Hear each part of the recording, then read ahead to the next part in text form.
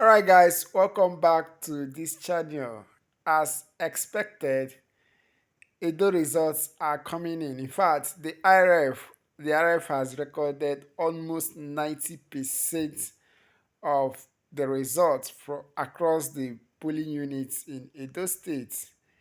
Yes, as expected, nothing have really changed from that of 25th February 2023 election. INEC is not ready to conduct election in Nigeria. That is the simple truth about it. INEC is not ready. Yes, in as much as we also know that INEC is not ready, Nigerians are also not ready to get this nation right. So many irregularities that took place in Edo State today. I will start from the vote buying. Where we saw PDP and APC buying votes. But that is not even my concern. Yes, it is expected that such will happen. But I'm really shocked that Nigerians will collect this same money from them and still go and vote for APC. Forget about PDP, but APC as a party, Nigerians taking money from APC 10,000, 5,000. In fact, I'll be dropping you a video where they were struggling for 5,000 naira. We take 5,000 naira, 10,000 naira to go and vote for APC. 10,000 naira for 4 years. So what it means that each year is 2,500 naira. This is very hilarious. Watch this video.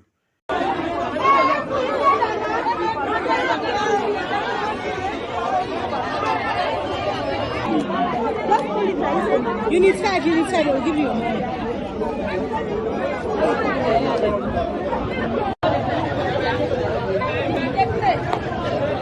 INEC is not ready to conduct free, fair, and credible election in Nigeria. In fact, let me borrow the words of Suleiman, Apostle Suleiman.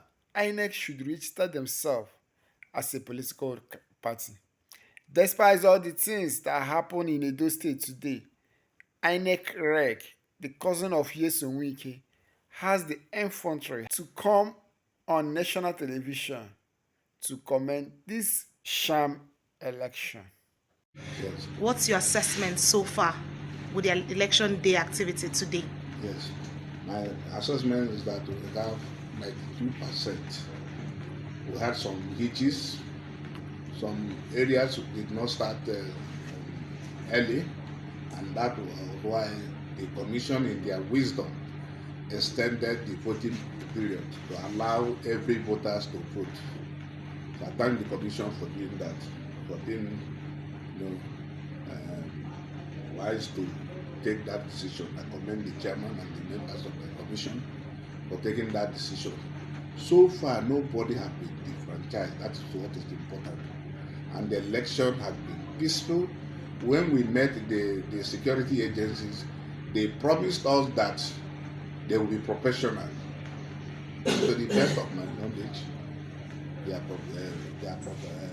they've been professional so far. And my assurance has always been that I will add value to the electoral system. That is to say, to be committed on the vision and the mandate of the commission, which is to conduct election that is free, fair, credible, and all-inclusive. The election that people can actually say, this is our election, and that the people of Edo vote will count. So what would you say to the people of Edo State, notwithstanding the rains that yet again came out? How would you describe the turnout? The turnout, until the announcement, I don't have the figure now. Okay. So it will be inappropriate for me to actually say the turnout was low. In some areas, the turnout was actually heavy.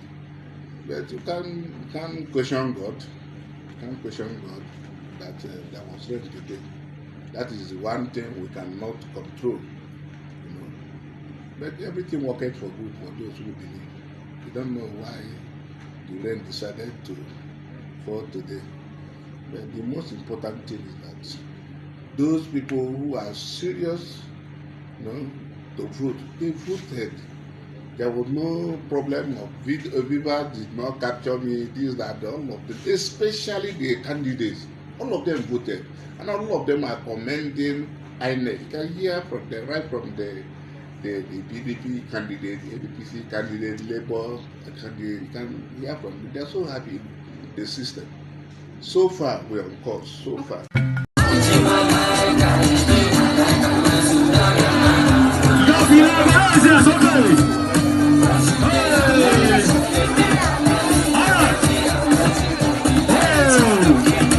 I still ask myself, these people celebrating with APC flag, are they really from Nigeria? These people celebrating, are they really from Nigeria? Let's hear your view in the comment section. In Nigeria as well, election is one of strategy. And the strategy of election in Nigeria is very simple. Bribe INEC, bribe judiciary, commandeer the security, and they are done. The people that destroyed 23 election is INEC and judiciary. The rules were clear. The Electoral Act is not perfect, but it was very clear. I'm surprised that any judge who understands administrative law, which I have taught in the university for years, which I studied under the best in the world, would argue that an internal regulation built on a law, an act, a regulation, directing that you will do X, you can choose to do Y, when there is legitimate expectation and detrimental reliance. INEC was totally wrong, and the courts, Supreme Court downwards, got it wrong. When an agency created under the law with an enabling act and a constitution that says you can make rules, makes rules, those rules are law. They can unmake it through rulemaking process. If they don't, they are bound to obey it. Results should have been transmitted electronically. I'm ashamed. I have a PhD in law and I can stand anywhere in the world to dispute the best and brightest. I was ashamed that the court affirmed that INEC can just walk away from the law. 5 years I was a regulator of electricity. When we make tariff, it's the same way INEC makes rules. We make those laws, tariffs. They are legal instruments. They are binding in law. I hold INEC responsible and I hold the courts responsible for the failure of the elections. Sir, it's important to clarify who can sue. You raise the point. Electoral jurisprudence, the problem with Nigerian elections is that they don't understand electoral jurisprudence. Electoral jurisprudence is that the court's job is to restore back power to the people voting. Democracy is not, the dispute is not between Mr. Amade and Mr. Okutipupa. No.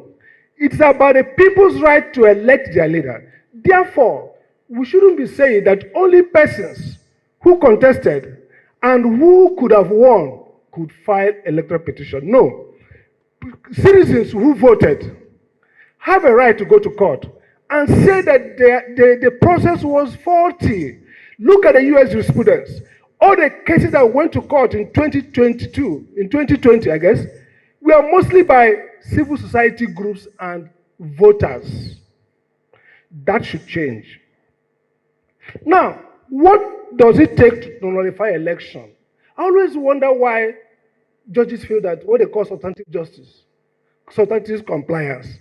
If elections were conducted outside the rules, that is enough to nullify the election. You don't have to prove that you would have won. Elections should be nullified if they are conducted contrary to rules. Our jurisprudence is faulty on that. So the question then is, there's a key point somebody mentioned about too much burden on the judges. It is caused by INEC, and I make this clear. The new Electoral Act provides two safeties that we destroyed. First, internal democracy. It says that all candidates must be either elected directly or indirectly. If you choose indirect, then it laid out democratically elected. Let me say it clear. The court has a right and a duty to overrule parties if they present candidates they did not go through their rules of the constitution and their own internal rules. There's no justice like saying, look, there are 3 people here. Members of the party have a right to due process. That's what the Act provides for it, and that's what the Constitution provides for. So if you do not second guess politicians, then it's not that you're imposing the candidate, you are requiring them to follow the rules. And that's what the Supreme Court has been saying before. And the final point I want to make is very clear on this. INEC needs to start doing administrative adjudication. Now, let's be very clear. Every process in an election, including rulemaking, including declaring results, are administrative procedures that require due process. Meaning that INEC should be sitting and making rulings on objections during collection of elections. I watch the drama where INEC says, call result, you call result, after I go to court. No, that's not the way. There is an intermediate procedure before adjudication in court. That is administrative hearing. You must establish the validity of those results through a process that INEC can now make rules, which the court will now review through judicial review. So the critical point is here, and I want to end on this note. The Amechi case you mentioned, sir, interesting case. The court did something that was nice, but look at the failure. The issue is, it's not for the court to impose candidates. Courts can verify results and ask people to elect, to go back. So we have to redraft timelines to allow for repeat elections, not imposition. And the key point here then is that this is not a matter of nicety. I like the point you made. Politicians are mad dogs. You need to police them. But when the policer of mad dog is himself mad, then that's confusion. The judiciary should no longer be thinking of politicians as people who want to do public good. The public interest is to impose order and regularity in politics, not to allow politicians to self-regulate. That is a lesson of history. I don't blame politicians, I blame judiciary, I blame INEC, because they abandon their work, and politicians are the ones who can never see power and leave power. You have to treat them as persons who have adverse interest to public